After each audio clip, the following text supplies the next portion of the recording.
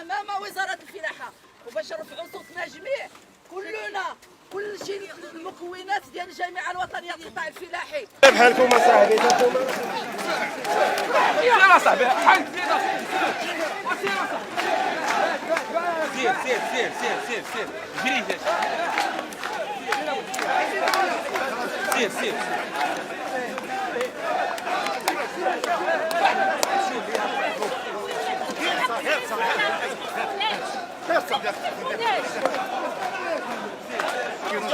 هيا ما حد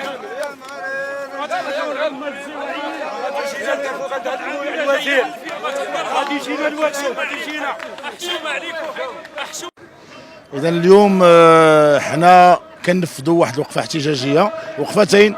وحده كانت مبرمجه امام وزاره الفلاحه والثانيه امام البرلمان،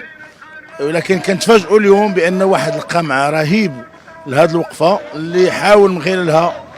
تمنع الوقفه ديالنا، وقفه مشروعه، وقفه على المطالب النقابيه ديالنا، وقفه على المطالب ديال الشغيله القطاع الفلاحي، وقفه ضد الاحتجاج على جمود الحوار الاجتماعي القطاعي مع وزير الفلاحه. حنا السنه هذه وحنا كنرتقبوا نتائج ملموسه، كنشوفوا تدهور ديال الحوار الاجتماعي، كنشوفوا الهجوم على الحريات النقابيه داخل القطاع، كنشوفوا واحد مجموعه الامور اللي ماشي هذه. كذلك حنا اليوم كنحتجوا باش ندعموا المطالب ديال الشغيله بصفه عامه، على الحوار الاجتماعي بصفه عامه، الزياده في الاجور، نقص الضريبه، والتنزيل السليم ديال الاتفاق ديال 30 ابريل. اذا اليوم حنا كنشهدوا من مشهد اخر من القمع ديال الحريات النقابيه، كنشوفوا مشهد اخر ديال تخوف الدوله من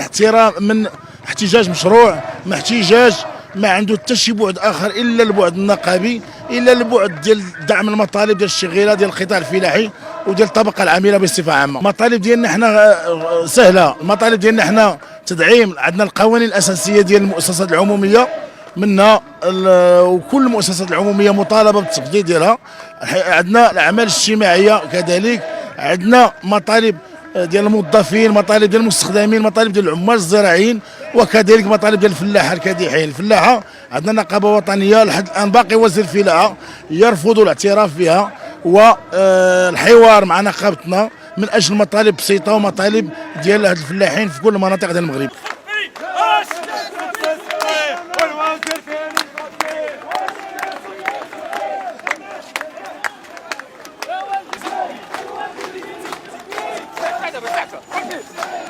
سير سير سير سير